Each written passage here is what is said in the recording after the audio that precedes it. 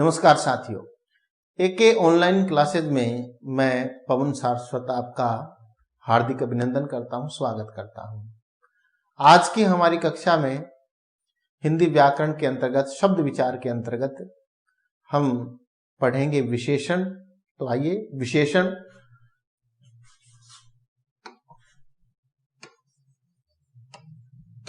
देखिए। विशेषण जो है हम सभी जानते हैं कि विशेषण की जो परिभाषा है,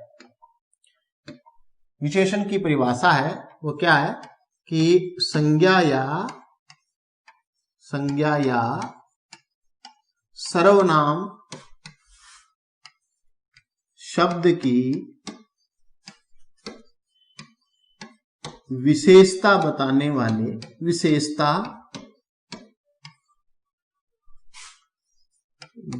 वाले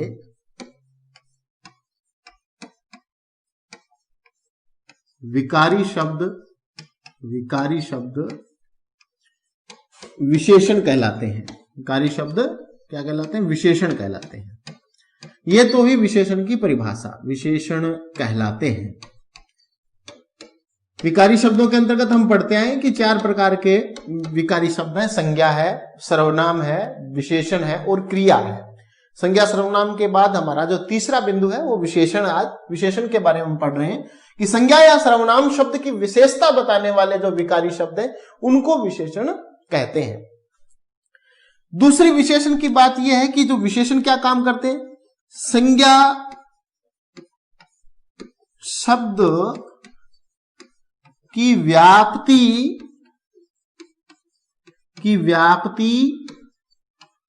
को मर्यादित करने वाले शब्द विशेषण कहलाते हैं। अब यहां पर मैंने दो बातें लिखी है, विशेषण कहलाते हैं। पहले मैंने क्या कहा कि संज्ञा या सर्वनाम शब्द की विशेषता बताने वाले शब्द जो हैं उनको विशेषण कहते हैं। फिर मैं कह रहा हूं कि संज्ञा शब्द की व्याप्ति को मर्यादित करने वाले शब्द जो हैं वो विशेषण कहलाते हैं। अब दूसरी जो परिभाषा है उसमें जो ये व्याप्ति शब्द है, एक तो इसको हमें समझना है कि इसका क्या तात्पर्य है और वो मर्यादित कैसे होता है। विसंज्ञा शब्द की जो व्याप्ति है वो मर्यादित कैसे होती है, तो व्याप्ति क्या है, मर्यादित क्या है, इसको भी पढ़ेंगे। पहली परिभाषा को देखें, मैंने लिखा है कि संज्ञा या सर्वनाम शब्द की विशेषता बताने वाले विकारी शब्द विशेषण कहलाते हैं। कैसे? एग्जाम्पल देखिए, जैसे मैंने लिखा नीला आकाश।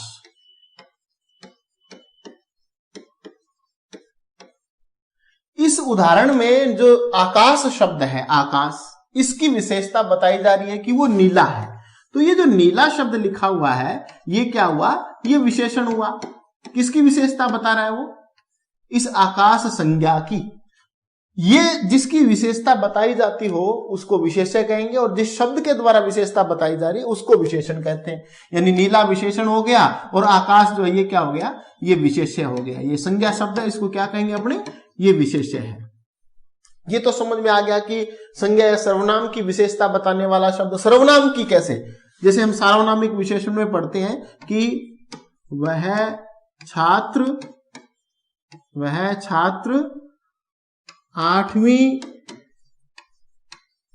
आठवीं कक्षा में पढ़ता है।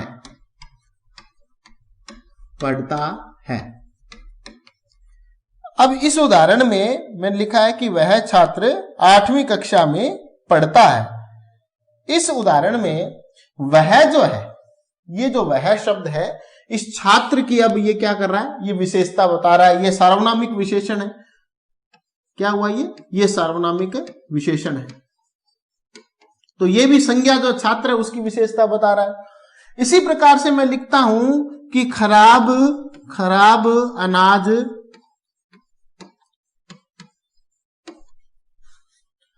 फेंक दो। खराब अनाज फेंक दो।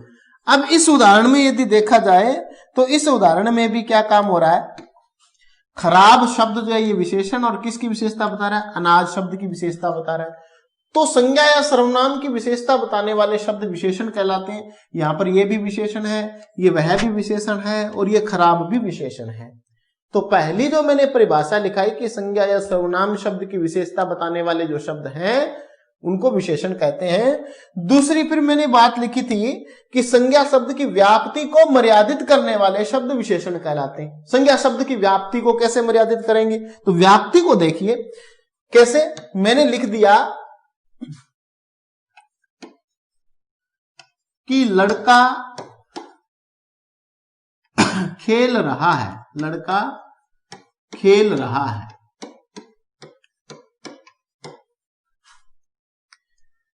इस लड़का शब्द में अब सारे लड़के ही शामिल है, कोई एक तो लड़का है नहीं, कोई भी लड़का वो हो सकता है, किसी एक स्पष्ट लड़के का इससे बोध नहीं होता है। इसी लड़का को यदि मैं यहां पर लिख दूं कि अंधा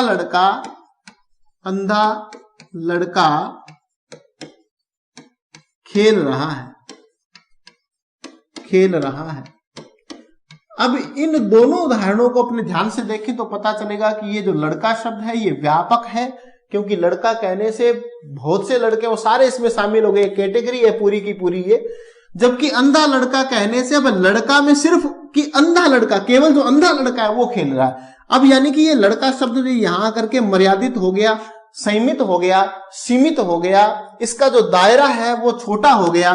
तो जो अंधा शब्द है ये क्या काम कर रहा है, इस लड़का शब्द को मर्यादित कर रहा है, इस संज्ञा शब्द को मर्यादित कर रहा है, इस संज्ञा शब्द को सीमित कर रहा है। ये संज्ञा शब्द है और ये अंधा इसका विशेषण, और विशेषण क्या काम कर रहा है, इस लड़का शब्द को इसकी जो व्याप्ति है उसको मर्यादित कर रहा है, उसको सीमित कर रहा है। तो दूसरी परिभाषा जो मैंने बताई थी आपको कि संज्ञा शब्द की व्याप्ति को मर्यादित करने वाले शब्द विशेषण कहलाते हैं। यह तो हुई विशेषण की परिभाषा। उसके बाद में विशेषण, विशेष्य किसको कहते हैं कि जिसकी विशेषता बताई जा रही है उस शब्द को विशेष्य कहते हैं। जिसकी विशेषता बताई जा रही है उसको विशेष्य कहते हैं। जैसे आपने लिख दिया कि खट्टा दही, यहां पर जो है दही की विशेषता बताई जा रही है कि क्या है, वो खट्टा है। तो ये हो गया विशेषण और ये हो गया विशेष्य। तो विशेष्य से क्या तात्पर्य है, विशेष्य से तात्पर्य है कि जिसकी विशेषता बताई जाती हो, विशेषण के द्वारा जिसकी विशेषता बताई जाती हो उसको विशेष्य कहते हैं। अब बात आती है प्रविशेषण की कि प्रविशेषण किसको कहते हैं। हमने विशेषण समझ लिया, विशेषण किसको कहते हैं, हमने विशेष्य समझ लिया कि विशेष्य किसको कहते हैं। अब हम पढ़ेंगे कि प्रविशेषण क्या है। तो प्रविशेषण की जो परिभाषा है वो क्या है कि वे शब्द जो विशेषण की विशेषता बताते हैं, विशेषण की विशेषता, विशेषण की विशेषता बताते हैं,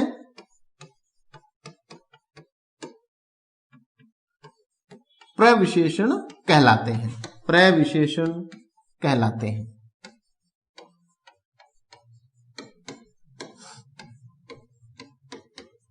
कि जो विशेषण की विशेषता बताते हैं उनको क्या कहते हैं, प्रविशेषण कहते हैं। कैसे, उदाहरण देखिए।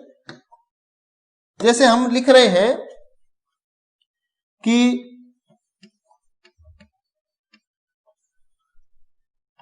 नीला रंग सबको भाता है, नीला रंग सबको भाता है, ये एक एग्जाम्पल है। अब इस एग्जाम्पल में, इस उदाहरण में ये जो रंग है ये क्या है, ये विशेष्य है। ये जो रंग शब्द है ये क्या है, ये विशेष्य है। और ये जो नीला शब्द है ये इसका विशेषण है, यानी कि ये विशेष्य, ये क्या है, ये विशेष्य है। और दूसरी तरफ ये क्या है, ये इसका विशेषण है। अब इसी उदाहरण को यदि मैं इस प्रकार से लिख दूं कि बहुत नीला रंग, नीला रंग अच्छा नहीं लगता, अच्छा नहीं लगता, अब इस उदाहरण में ये जो रंग है वही बात है, ये जो रंग शब्द आया है ये क्या है, ये है भाई विशेष्य, यानी कि इसकी विशेषता बताई जा रही है। और ये नीला शब्द जो है ये क्या हुआ, इसका विशेषण। और ये बहुत शब्द जो आया है, ये बहुत शब्द जो आया है ये इस नीला विशेषण की विशेषता बता रहा है कि बहुत नीला, नीला का जो परिमाण है उसकी विशेषता बता रहा है। यानी कि नीला जो रंग है, नीला शब्द इसमें विशेषण है और रंग विशेष है, तो नीला के कितना नीला कि बहुत नीला, तो बहुत शब्द जो है वो परिमाण का काम कर रहा है यहां पर। तो ये जो है ये भी इस नीला शब्द की विशेषता बता रहा है, यानी कि इस विशेषण की विशेषता बता रहा है। तो जो विशेषण की विशेषता बताए उसको क्या कहते हैं, उसको कहते हैं प्रविशेषण। उसको क्या कहते हैं, प्रविशेषण। इसी प्रकार यह लड़की बहुत वाचाल है, बहुत वाचाल है। अब इस वाक्य में जो ये वाचाल है ये भी विशेषण का काम कर रहा है, और किसकी विशेषता बता रहा है, ये वाचाल जो है ये इस लड़की की विशेषता बता रहा है। देखो यहां पर जो है वाचाल शब्द बाद में आ रहा है विशेष्य से। हमने विशेषण के दो भेद आगे पढ़ने, एक उद्देश्य विशेषण और एक विधेय विशेषण। तो जो उद्देश्य विशेषण होता है उसका मतलब होता है कि जो अपने विशेष्य से जो पहले आए उसको उद्देश्य विशेषण कहते हैं, और जो बाद में आए उसको विधेय विशेषण कहते हैं। तो यहां पर जो है लड़की शब्द ये विशेष्य है और ये विशेषण भाई बाद में आ रहा है तो इसको विधेय विशेषण कहते हैं। अगर ये पहले आता, जैसे मैं लिख देता कि होशियार छात्र या वाचाल लड़की, इसी उदाहरण को यदि हम ले, इसी उदाहरण को यदि हम ठीक से समझें तो जैसे हम यहां पर लिख सकते हैं इसके लिए कि वाचाल लड़की, वाचाल लड़की, तो इसमें लड़की विशेष्य है और वाचाल जो है ये विशेषण है। तो ये पहले प्रयुक्त हो रहा है विशेषण विशेष्य से, तो ये उद्देश्य विशेषण है। अगर बाद में प्रयुक्त हो तो उसको अपने विधेय विशेषण कहेंगे। इसका भी ध्यान रखना, ये आगे भी हम पढ़ेंगे। खैर, यह लड़की बहुत वाचाल है। अब इस उदाहरण में हमें यह समझना है कि प्रविशेषण कहां है। तो इस लड़की की विशेषता बताई जा रही है तो इसलिए ये विशेष्य है। जिसकी विशेषता बताई जाती हो उसको क्या कहते हैं, उसको विशेष्य कहते हैं। इसके बाद में ये जो वाचाल शब्द है इस लड़की विशेष्य का विशेषण है। इस शब्द के द्वारा विशेषता बताई जा रही है तो ये क्या हुआ, ये विशेषण है। और इस विशेषण की भी विशेषता कौन सा शब्द बता रहा है, ये बहुत शब्द बता रहा है। तो ये जो है ये प्रविशेषण है।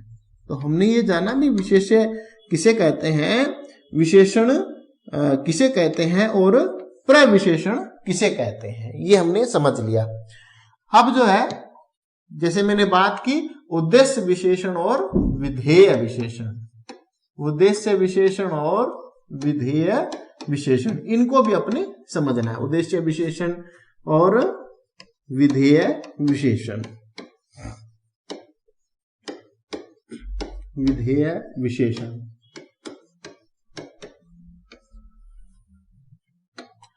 तो उद्देश्य विशेषण से क्या तात्पर्य है, पहले समझिए उद्देश्य विशेषण। उद्देश्य विशेषण अभी मैंने आपको बताया था कि जो अपने विशेष्य से, जो अपने विशेष्य से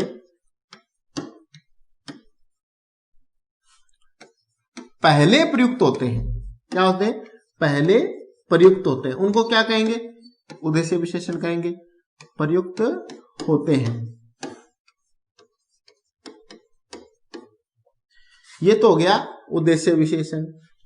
और विधेय विशेषण क्या है, विधेय विशेषण, विधेय विशेषण से क्या तात्पर्य है, अभी मैंने आपको बताया भी था, फिर भी मैं दोहरान कर देता हूं कि जो अपने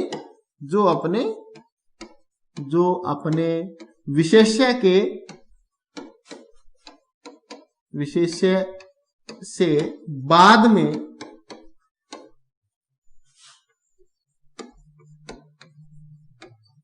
प्रयुक्त होते हैं, बाद में तो प्रयुक्त होते हैं किंतु क्रिया से पहले होने चाहिए। तो यहां पर मैं कोष्ठक में लिख देता हूं क्रिया से पूर्व।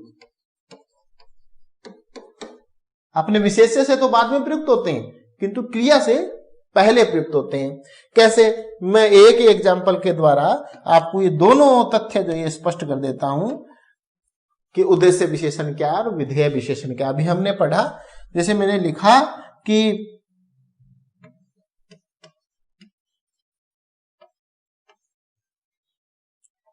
गंदा पानी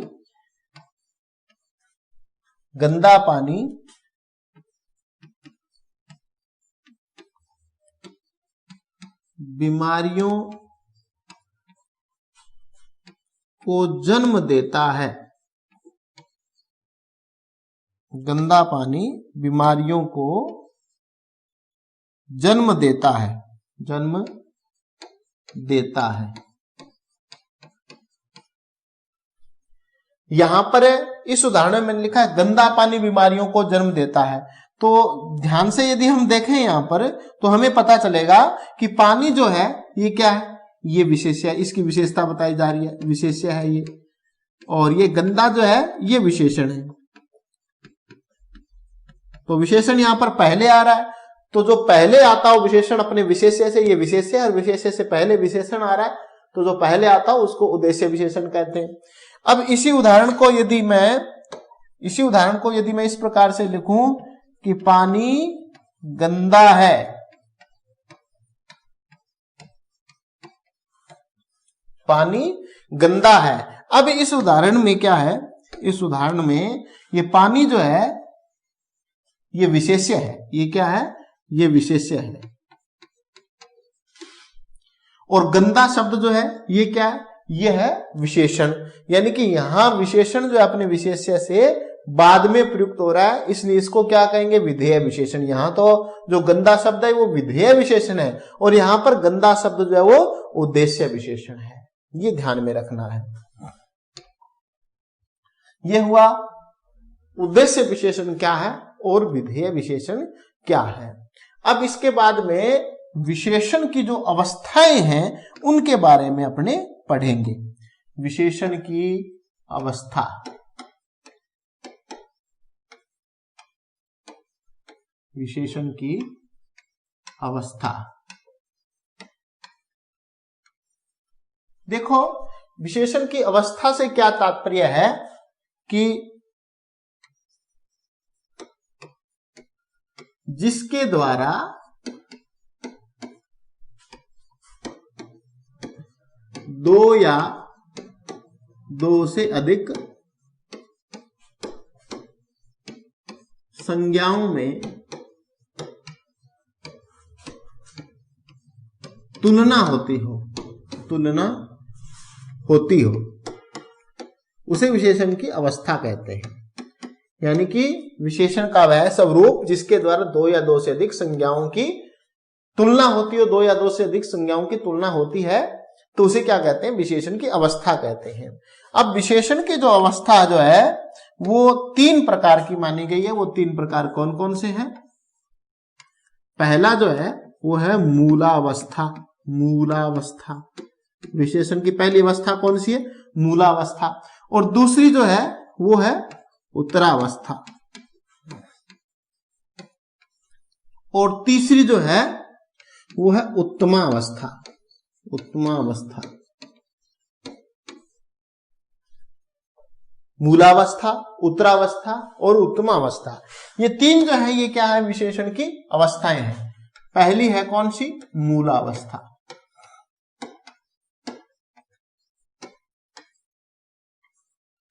इस अवस्था में क्या होता है, इसको यदि हम समझें कि मूलावस्था कौन सी अवस्था होती है, तो इस अवस्था में क्या होता है कि किन्हीं दो या दो से अधिक जो संज्ञा शब्द है उनमें तुलना नहीं होती है, बल्कि किसी एक ही संज्ञा या सर्वनाम की विशेषता इसमें प्रकट की जाती है, वहां पर मूलावस्था होती है। तो हम लिख सकते हैं कि जहां तुलना न होकर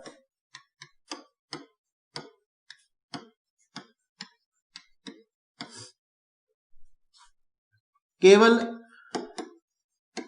संज्ञा या सर्वनाम की विशेषता बताई जाती हो,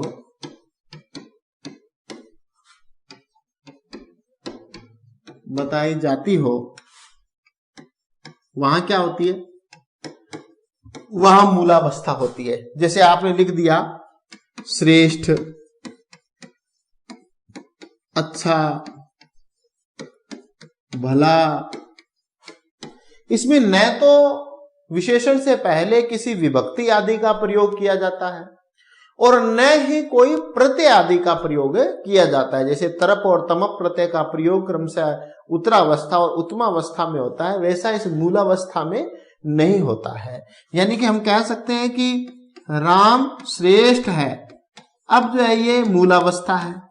राम श्रेष्ठ है, ये कौन सी अवस्था है, मूलावस्था है। वह भला लड़का है, वह भला लड़का है, इसमें भी जो है किसी एक ही की विशेषता बताई जा रही है, भला लड़का है, तो यहां पर किसी एक की ही विशेषता बताई जा रही है, न कि दो में तुलना हो रही है। तो यहां पर ये दोनों ही जो है भला और श्रेष्ठ, ये दोनों ही विशेषण की मूलावस्था है।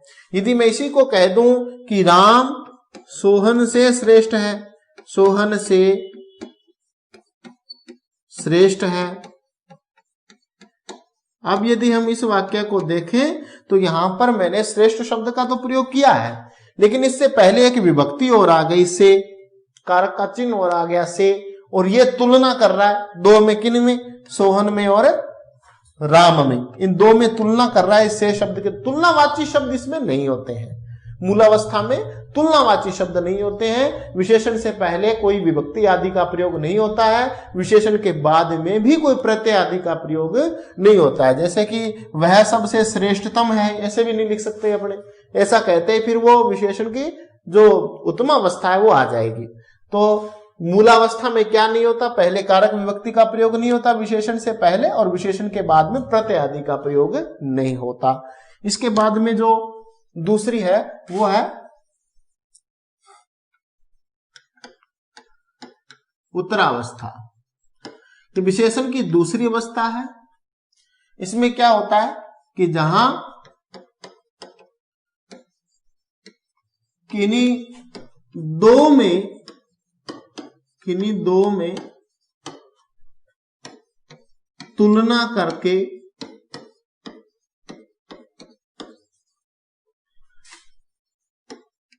किसी एक को श्रेष्ठ या निम्न बताया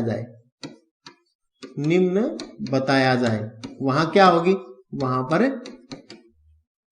उत्तरावस्था होगी। और इसमें प्राय क्या होता है कि विशेषण से पहले से शब्द का भी प्रयोग कर देते हैं। संस्कृत के शब्द हैं तो उनमें जो है वो तर प्रत्यय का प्रयोग ज्यादातर होता है। में से या में भी जो है इसका प्रयोग भी इसमें होता है। जैसे उदाहरण के लिए अपने देख सकते हैं कि हरि राधा से चतुर है। इस वाक्य में हरि को राधा से चतुर बताया गया, यानी कि हरि और राधा में तुलना करते हुए हरि को राधा के बजाय चतुर बताया गया है। तो अब जो इस वाक्य में ये जो चतुर विशेषण है, ये किस प्रकार का विशेषण होगा, ये विशेषण की कौन सी अवस्था होगी, ये विशेषण की उत्तरावस्था होगी। इसी प्रकार हम लिख सकते हैं कि श्यामा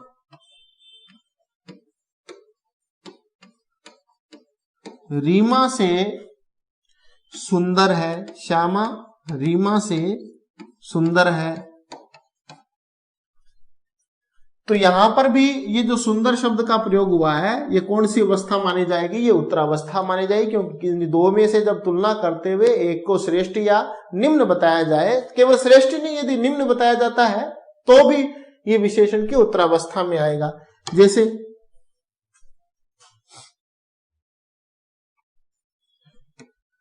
मनोज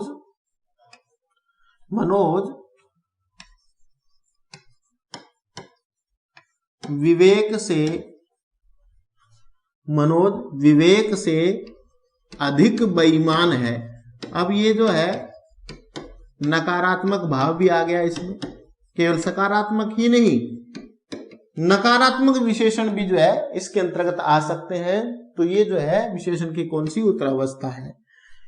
उत्तरावस्था में मैंने आपको बताया कि तर प्रत्यय का प्रयोग किया जाता है। तो कई बार ऐसे भी आ जाता है, संस्कृत निष्ठ जो शब्द होते हैं, संस्कृत निष्ठ जो शब्द हिंदी भाषा में प्रचलित है, उनमें कई बार तर का प्रयोग भी किया जाता है। जैसे भैरव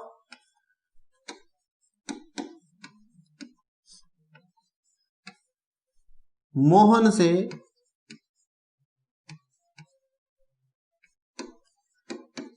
श्रेष्ठतर है।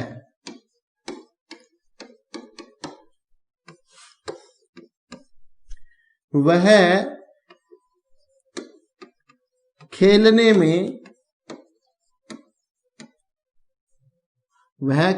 में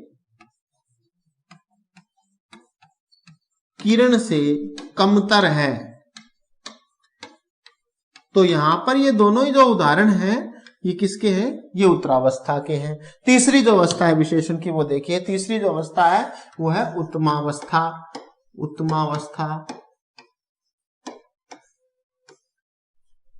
तो जहां उत्तमावस्था कहां होगी कि जहां अनेक में से किसी एक को श्रेष्ठ या निम्न दिखाया जाए, निम्न दिखाया जाए। अब एक में जब तुलना हो ही नहीं रही हो तो मूलावस्था है, और जहां दो में से तुलना हो रही है और एक को श्रेष्ठ या निम्न दिखाया जाता है तो कौन सी, तो उत्तरावस्था है। और जब अनेक में से किसी एक को श्रेष्ठ या निम्न दिखाना हो तुलना करते हुए तो फिर वो जो तीसरी अवस्था है वो कौन सी है, उत्तमावस्था है। इसमें ज्यादातर जो है तम शब्द ये जुड़ा होता है। जैसे हम लिख सकते हैं कि राजीव अपने साथियों में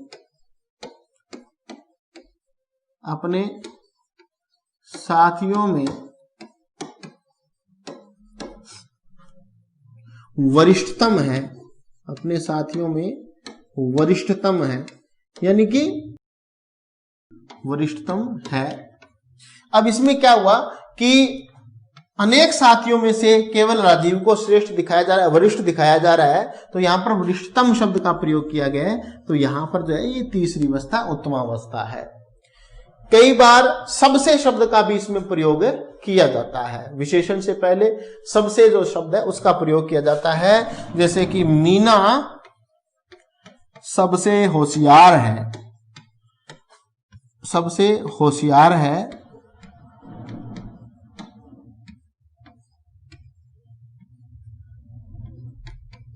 तो यहां पर जो है इस होशियार शब्द का प्रयोग किया गया, सबसे होशियार है, सब में होशियार दिखाया जा रहा है। तो ये विशेषण की तीसरी अवस्था है। तीसरी अवस्था का नाम क्या है, उत्तमावस्था है। तो ये विशेषण की तीन विशेषताएं थी। अब जो बात आते हैं ये अवस्थाएं थी, और इसके बाद में आता है विशेषण के